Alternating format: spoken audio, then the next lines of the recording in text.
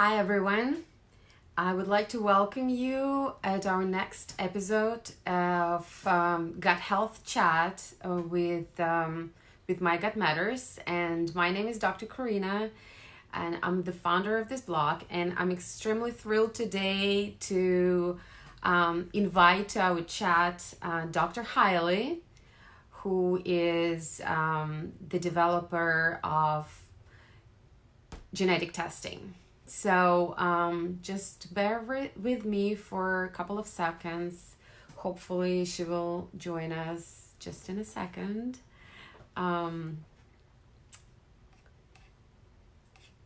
Okay, let me see where she is. Well, in the meantime, I'm gonna tell you just a few words about Dr. Hailey, and I'm sure she will add a little bit more about herself. She's a chiropractor and functional medicine practitioner here in Houston. That's how I learned about her. Her focus is actually on kids with spectrum disorder and moms with autoimmune diseases. She exclusively practices nutrition-based therapies in her clinic. So she has a clinic here in Houston too, and bases her programs on genetics and micronutrients deficiencies. So she's extremely, she's extremely hardcore kind of science-based practitioner. She loves getting to the root of the cause, to the root cause of health concerns, and seeks to empower people to optimize their health. So hopefully she will join us just in a minute and tell us a little bit more about herself. Let me see.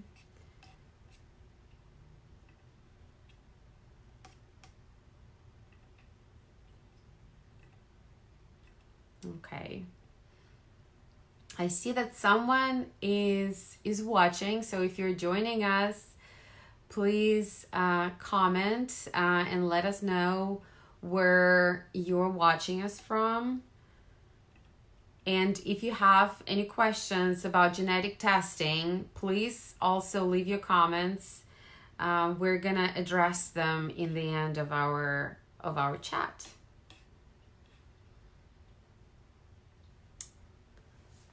Let me see. Guess allow viewers. Okay.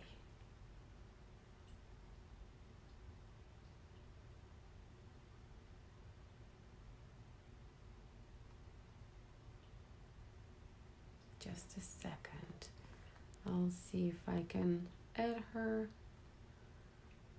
Well, Victoria Swordling is saying thank you. Well, thank you so much for watching. I hope that Dr. Hailey is going to join us just in a second. I started the video a little bit earlier because I wasn't sure if the system is gonna work. So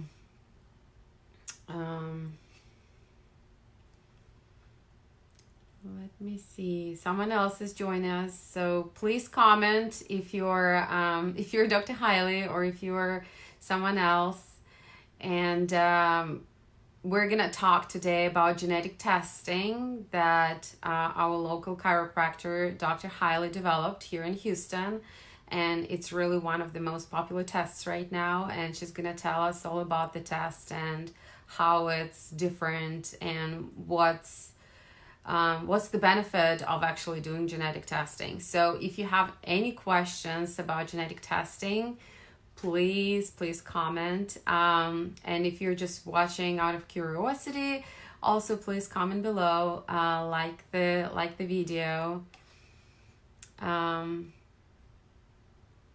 volume disappeared. If you cannot hear me, please let me know. I wonder if it's just a temporary thing. If someone else is also experiencing the lack of volume, please also comment below so that I know. maybe I'll need to stop the video and start it again.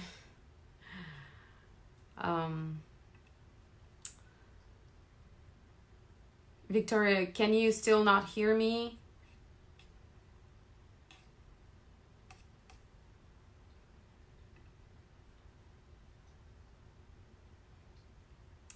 Okay, I'm not sure if it's working. Okay, I think we're gonna have to stop the video and then try it again.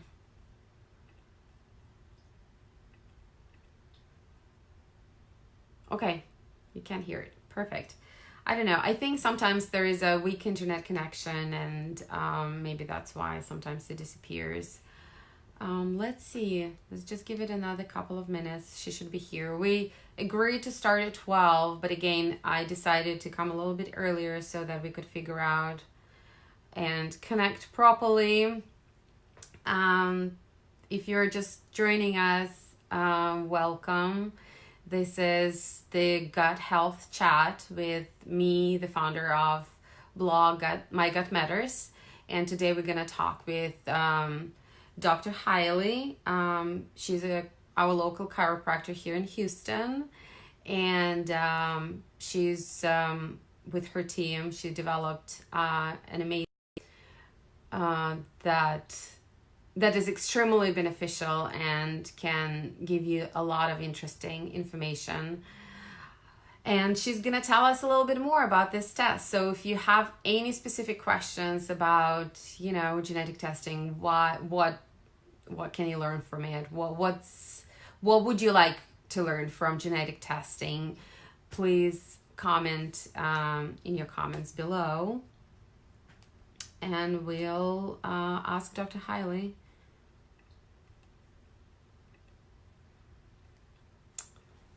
Okay, let's see.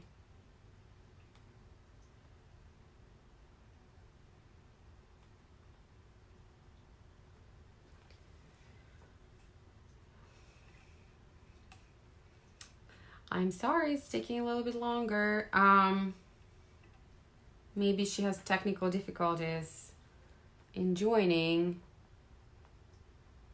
I can't see her.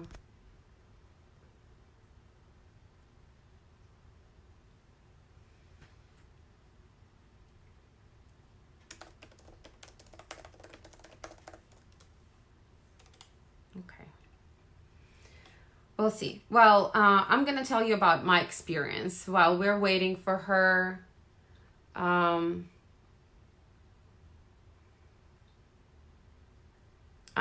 While we're waiting for her, I'm gonna tell you that my experience with this test. So she's gonna tell us a little bit more, hopefully, about MaxGen test. So these are the reports that I got.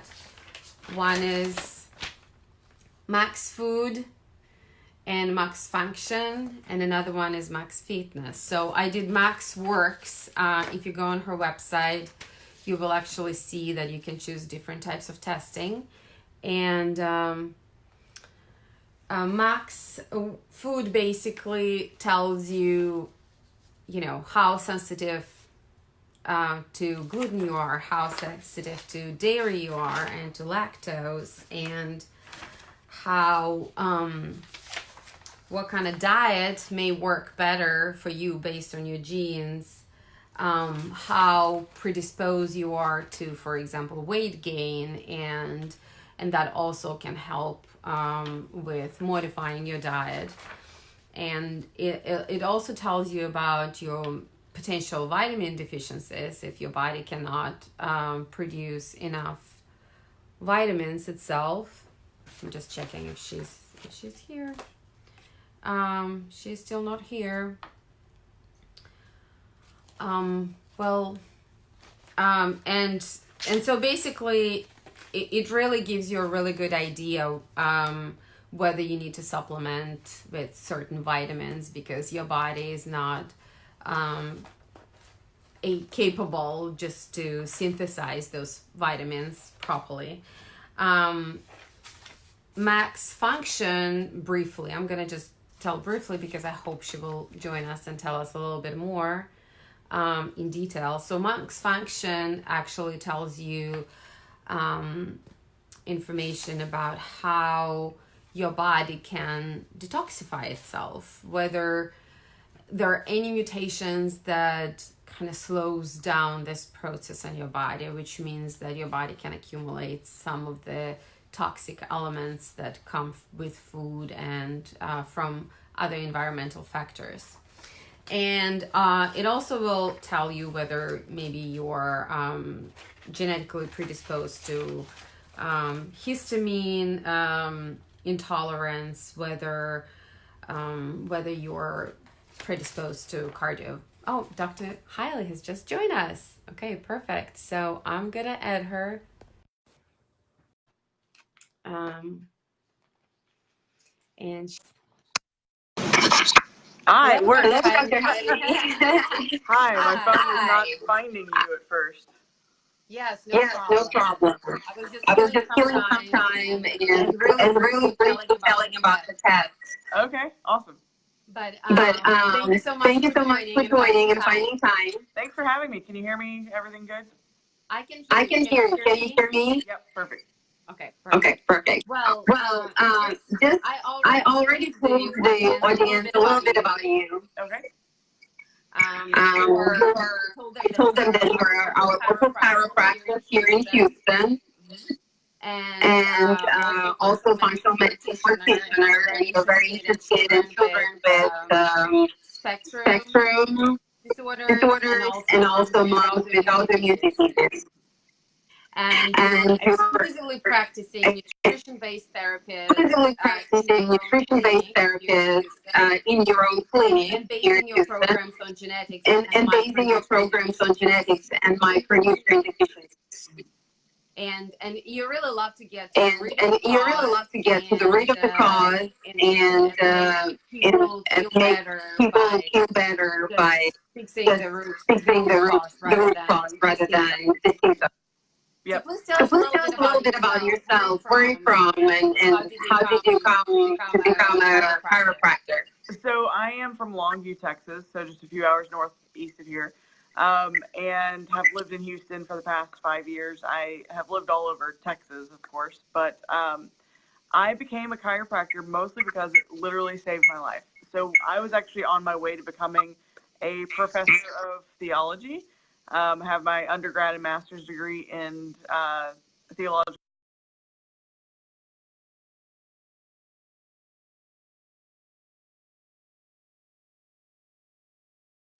Back, and of course, the automatic assumption is that if you have pain in your back, go to a chiropractor. So I went to a chiropractor, and of course that helped.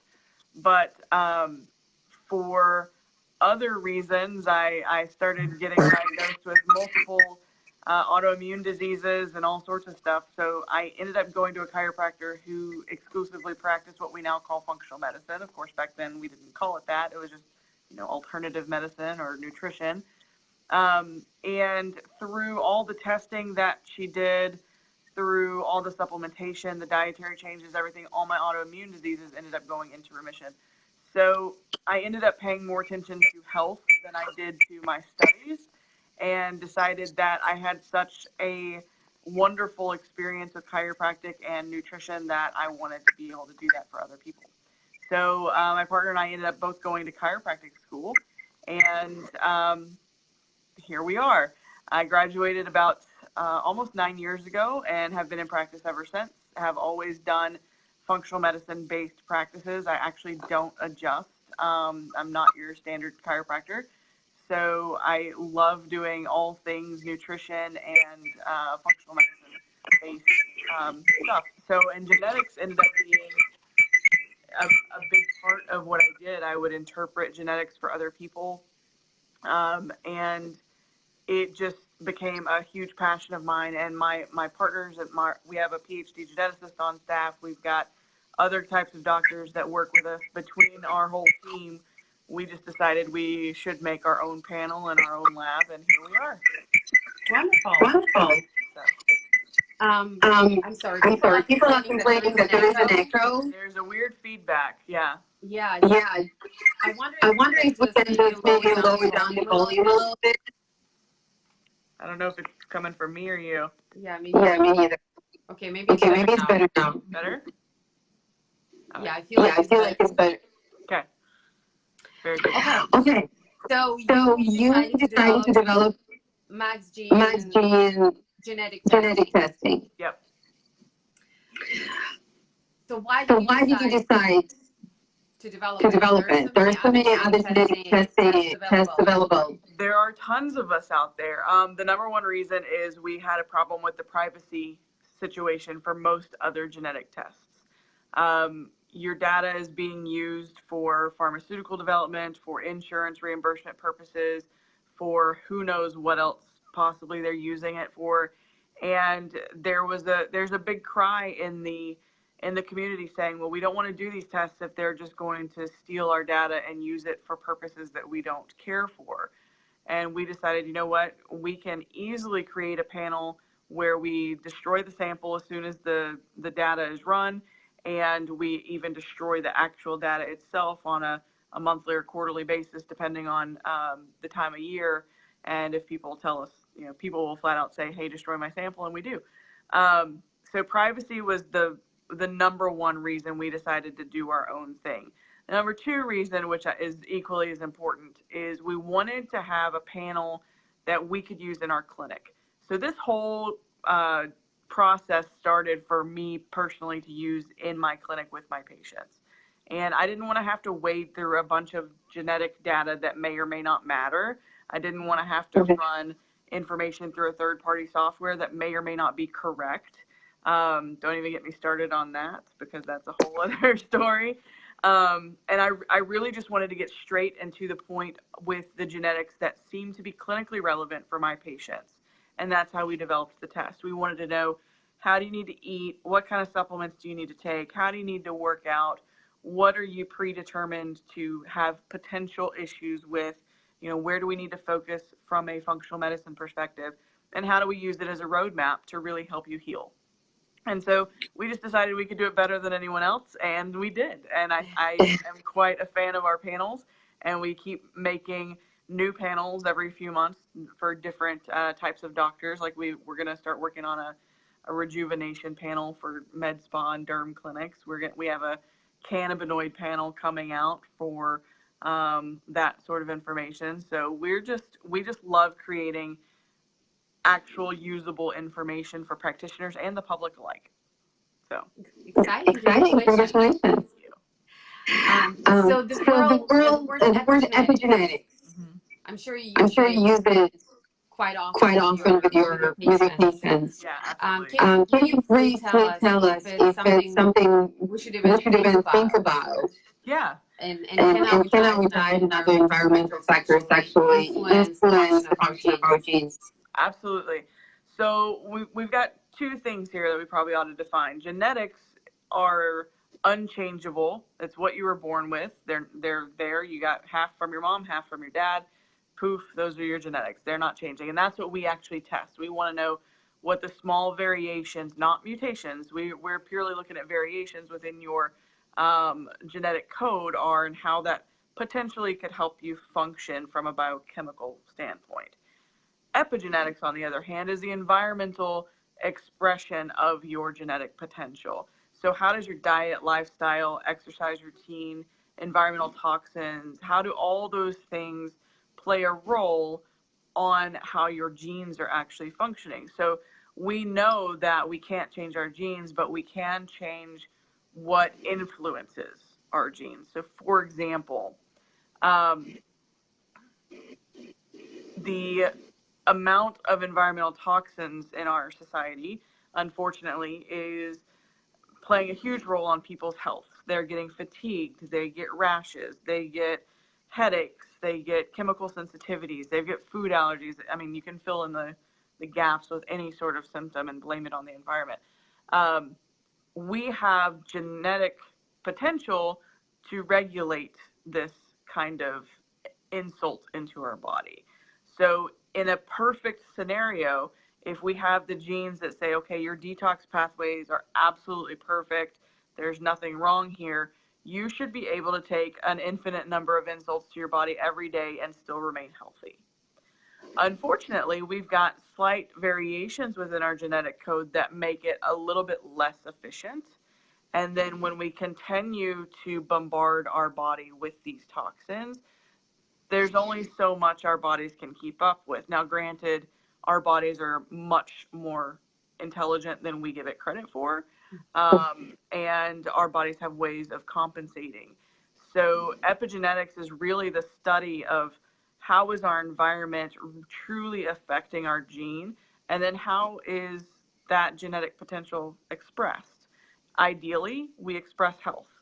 Realistically, we have an infinite number of insults to our body every day, but sometimes our genes can't keep up, and our DNA doesn't always replicate properly, and then we end up with health concerns and or diseases. Does that answer your question? Yes, Yes, absolutely. absolutely. Basically, epigenetics is as important as the actual genetics. Absolutely. And in all reality, you can go all day and not know your genetics. Perfectly fine. Yeah. You need to eat well, move well, think well, and hopefully not live in an extremely toxic environment. And that will keep you as healthy as possible. With genetic testing, on the flip side of that, we can just optimize your eating well and moving well and thinking well based on your genetic potential, so that we can minimize the concerns that the environment may or may not play on your genes. Correct. So there are So different types of tests that you're providing. And one of them is MaxWorks, Mm-hmm. which We is have the very comprehensive, and Yeah. is divided into three parts, and one of them is Max Food. Yep. Can you tell us Can a you tell little us bit a little about bit about Max Max Food? Food? Can we actually learn what kind of what kind diet of diet may feed us better based on genes? our genes? Absolutely. So we have the Works panel, which is all three of our main tests in one, and it's Max Food, Fitness, and Function. That's how we break things down. Max Food is directly related to how you metabolize your carbs and fats, how you have potential genetics that are going to create emotional changes and weight loss habits for yourself, like emotional eating. When you're sad, you might eat too many cookies. That kind of stuff is actually a genetic factor there. Whether or not you're going to feel full with normal portions. We look at cardiovascular and diabetic risks in terms of food and genetics. We look for certain vitamins, so whether you're prone to vitamin D deficiency or folate or B12, whatever vitamin we're looking at there. And my favorite part of that is, of course, gluten and dairy sensitivity markers. So everyone wants to know if they should be gluten-free or if it's just a fad, and then we can tell you, hey, you actually have genetics that say you should be gluten-free.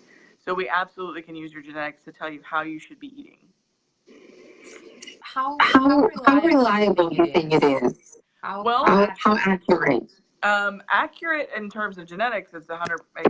It's verified and accurate. Whether people put it into practice, I don't think we can actually say. We can only at this point we can really only use anecdotal evidence.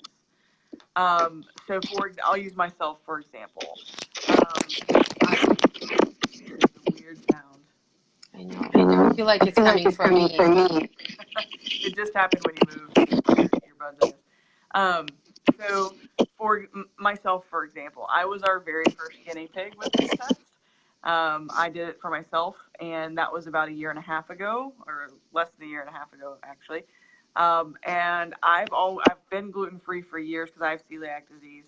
I have been mostly paleo-oriented. I was trying to do keto for a while because I wanted to lose weight, and nothing I was doing made me lose weight. Even though I was eating salads, I ate healthy, but I was eating more paleo style, which means I had meats, veg, and fruit. And I, at one point, was doing keto, which means I was doing a lot of fat, especially things like coconut oil and almonds and that kind of stuff.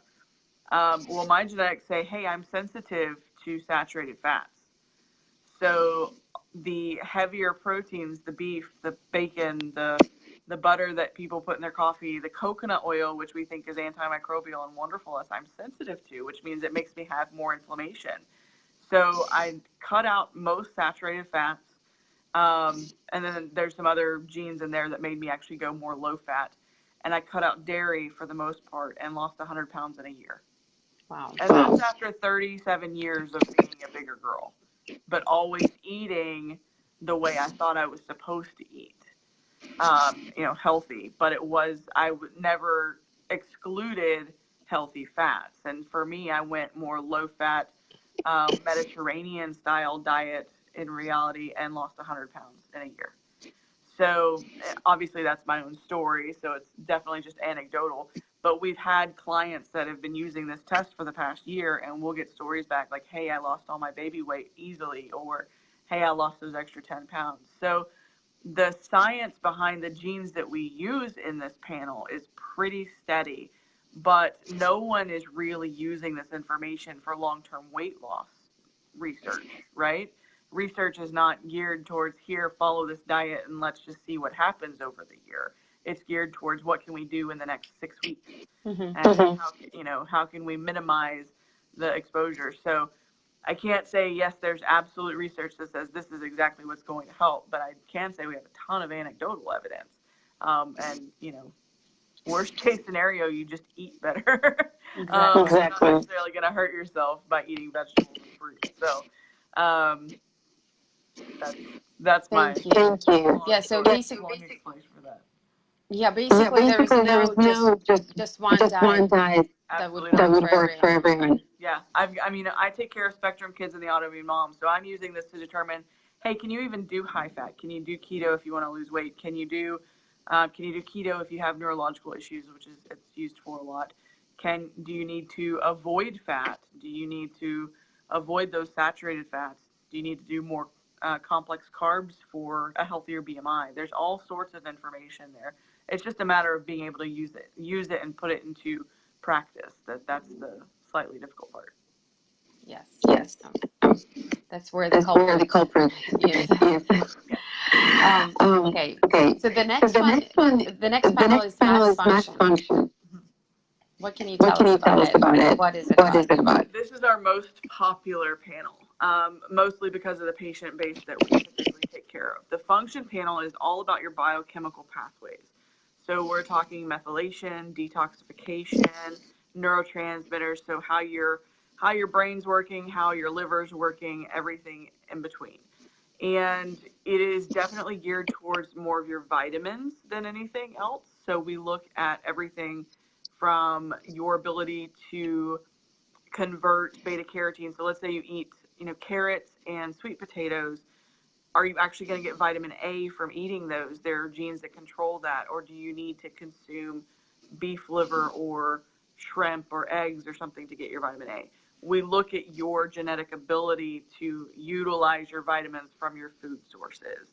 And those are what they are. They're not going to change with epigenetics versus just genetics. It's, if you're not able to convert beta carotene, you're not going to convert beta carotene. Sorry. So we look at all the vitamin pathways.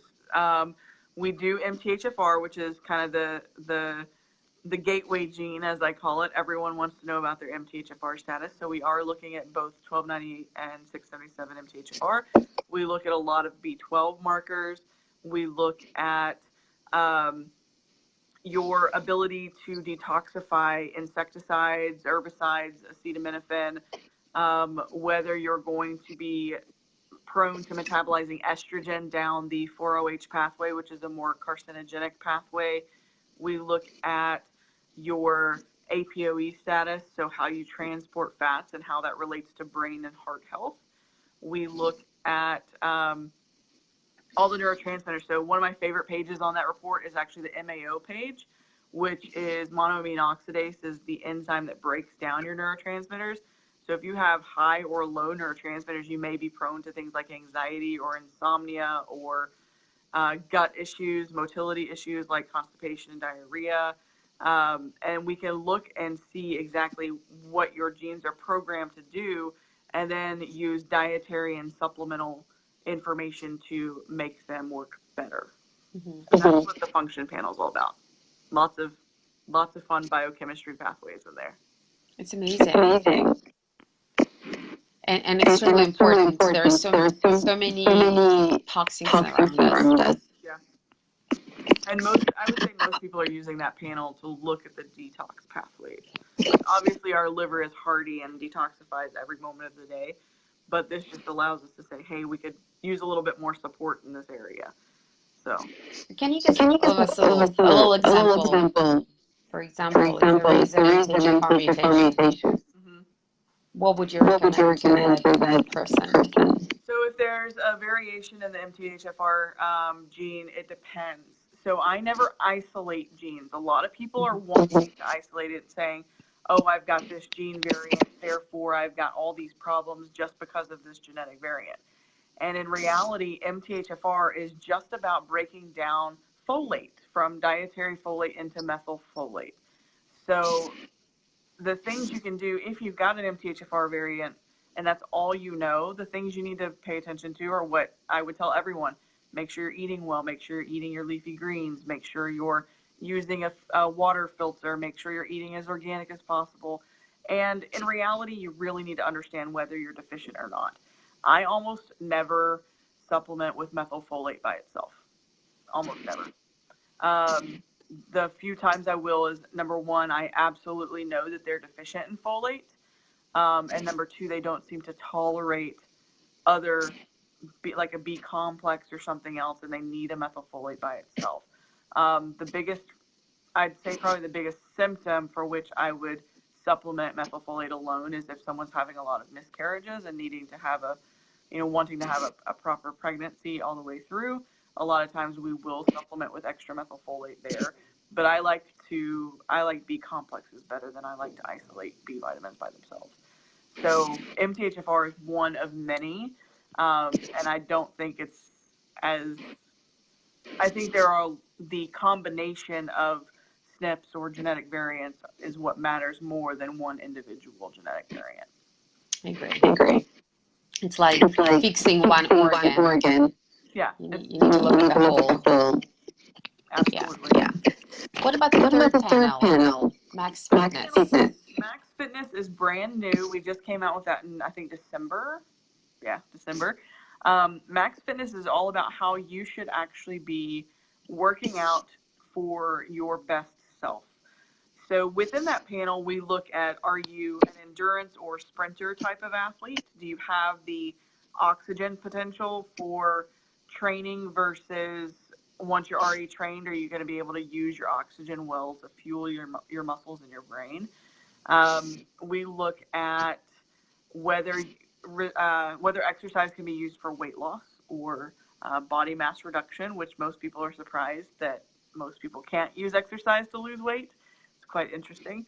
And then we also look at cardiovascular and joint health in relation to exercise. So you always hear about those marathon runners that are just seemingly perfectly healthy and then drop dead in the middle of marathon.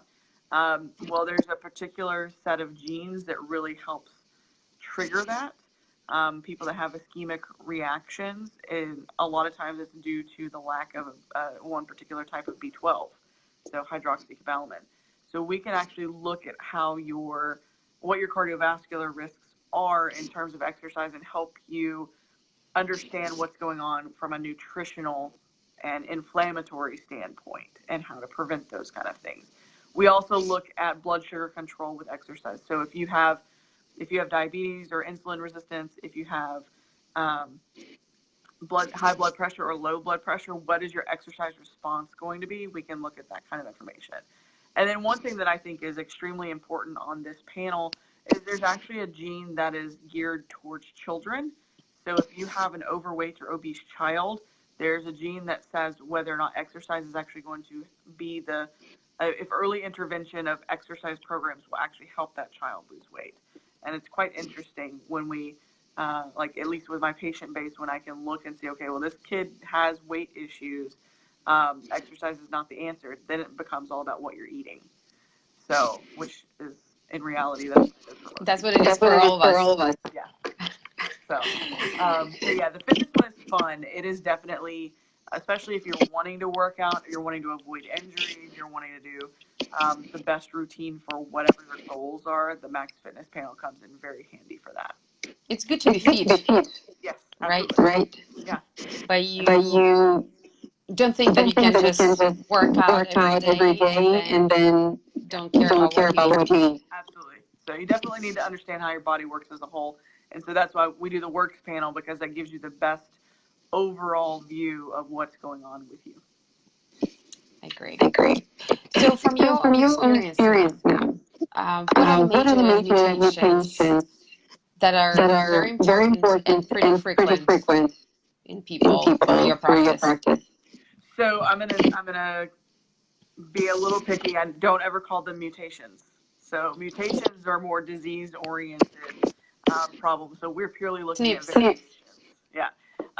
So in my practice, because of my specific niche, you know, I see MTHFR variations a lot, but I would say the number one variation I see is MAOA and MAOB, which I mentioned before is all about reducing neurotransmitters. So considering most people come into a functional medicine clinic saying, I'm tired, I'm fatigued, most people have some form of anxiety, most people have issues sleeping, and most people have gut issues. The number one thing we look at is MAOA and MAOB because it controls so many of those symptoms. And the reason I'm fascinated by it is because, you know, you have, you know, My Gut Matters. How much do you talk about fermented foods? A lot. Right? A lot. So most people think, oh, I'm supposed to eat fermented foods to help my gut.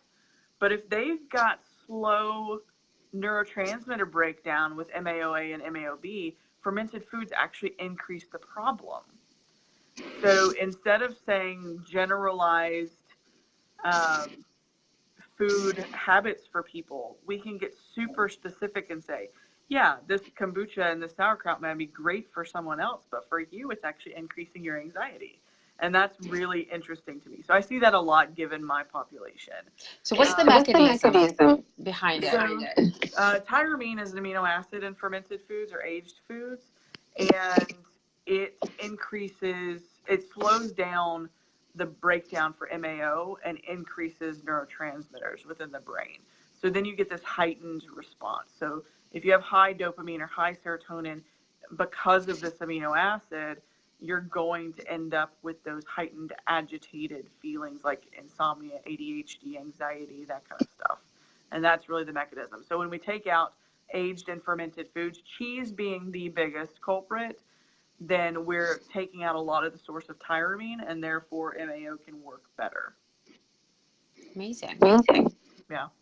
Another example. Another example of biggest thing for me is obviously going to be gluten intolerance. Most people don't want to admit they're gluten intolerant, but most people do have genes that say they are. And so when we're having people that are having autoimmune issues or gut issues or, you know, ADHD, autism, anything that most would not assume with they're having problems with what they're eating, gluten is often a big culprit. So we can prove to them, hey, you've got these genes that say you're not going to do so hot on gluten. Maybe you should take it out. And then they do, and they notice that they feel better. So those are the two big things I see in my clinic. Everything else is kind of just case dependent. You know, I don't take care of a lot of fertility issues, although I talk to doctors that do our tests. And when I go through their test reviews with them, they have a lot of fertility cases. And then we're looking at MTHFR. We're looking at vitamin D markers. That's extremely important for fertility. We're looking at the conversion of vitamin A from beta carotene into retinoids for skin and gut disorders, that kind of stuff. So there's all sorts of things. But for my own experience, my absolute favorite is the MAO A and B, and that's the most life-changing one to me. Okay. Good to know. Thank you. And also, a lot of people are concerned with cancer and the risk for different types of cancers. Can your test give any ideas or predispositions? No, is the short answer.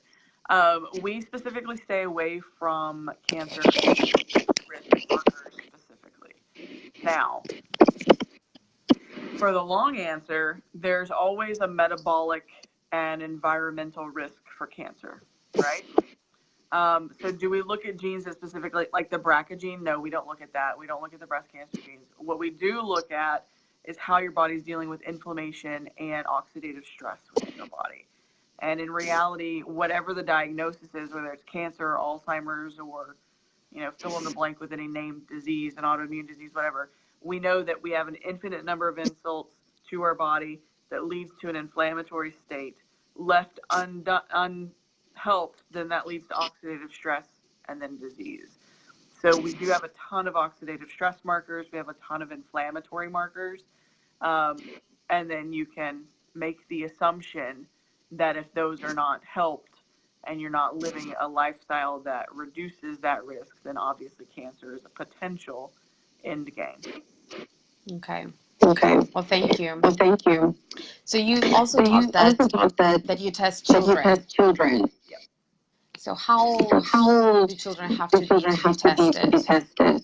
Oh, they just have to be here. They just have to be born. It's a cheek swab, so it's so easy. You can just, put the cotton tip in the mouth, and as long as they're here and alive, they're good to be tested.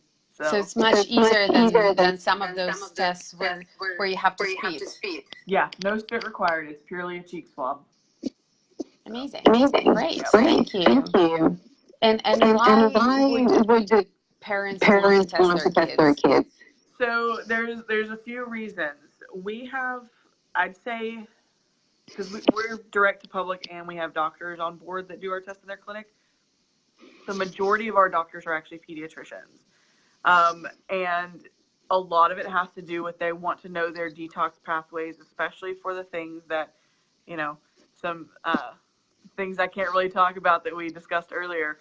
A lot of people want to know how their kids are set up for detoxification, whether they can handle heavy metals, what kind of foods are going to be an issue. But I'd say most of the kids that I see and most of the pediatricians I talk to that use our test, they're dealing with spectrum issues. They want to know, hey, what's this kid going to respond to with supplements if they have ADHD?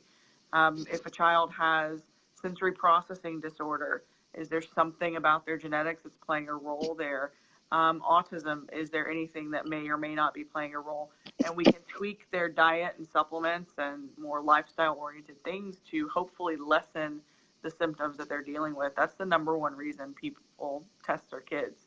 I think people should just know their potential, and that way you can create a healthy outcome and the healthiest life possible. But I would say most people that are using our test do fall into the pediatric spectrum. After the fact. Yeah. Unfortunately. Yeah. Okay. So we have a question from the audience. All right. It's the question about the person that was diagnosed with bipolar, probably genetic. Would this test help the person with figuring out the diet and eating right food and also exercise? Yeah, absolutely. So, and the bonus of that is you actually also get to look at neurotransmitters. So whether or not you're taking any medications or treating the bipolar diagnosis, there are definitely things that can be done from a food and supplement and fitness standpoint to answer a lot of those questions. Absolutely. Okay, thank you. And how can people order the test? Do they have to be in Houston? They do not. Come to us? No, I actually see people all over the world, which is fun. The test can be ordered direct from our website. I think you posted a link. Yeah. Right? Yeah. So you posted the link up there. You can just go there, order it, and then we ship the kits out. So I have a whole shipping department in the back half of my clinic, and they ship the kits out daily. You get a little box. I should have brought in a sample. I don't have one now. Yeah. You get a box, and it has a cheek swab. It has a little vial that has some liquid in it, preservative for your DNA sample. You break off the tip of that cotton swab into the vial. You send that back to us with the return label, and then within 3 to 5 weeks of us receiving it, we send you your report. So we email the reports out, and I think you had one in your hand. Mm-hmm. They are quite lengthy and very informative. Yes. So, but that gets mailed to you, and Like 34 pages. yeah. So, and that's the works panel. So that's the big one. Yeah. There's tons of action-oriented information there, and then obviously if people need to have a deeper understanding about the test as it pertains to themselves and their health history, then we do offer test reviews that can be purchased. We have a whole team of health coaches and doctors that are very well equipped to answer specific questions as they pertain to someone's health. Okay, great. Thank you so much for sharing. Yeah. Dr. Hailey, Dr. one Hailey, more one more question. question. So if there was just one advice that you would give to people who are listening, if they don't have an opportunity to do the test, for example, but based on your own experience with genetic testing, what would be the advice to do or not to do to be better? Eat vegetables. Eat vegetables. That's very obvious, right? No, so that's kind of hard, but it all comes down to what are you putting in your face. So if you're relying mostly on really good quality produce, lean meats, healthy food, go for it. If you're trying to follow a set regimented diet, it's not going to work. You have to, the only thing I know that every single person can handle is vegetables. Every single one. Every single one. Yeah, and it's better for the microbiome too. Absolutely. So get your fiber in. Don't eat juice either. So yeah, tons and tons of veggies. That's the one common denominator that I see. Everything else is individualized. Okay. Well, great. Thank you so much, Dr. Hailey, for your time. Thanks for having me on. This was fun. Thank you. Thanks so much. Thanks. Bye. Have a great day. Bye. Bye.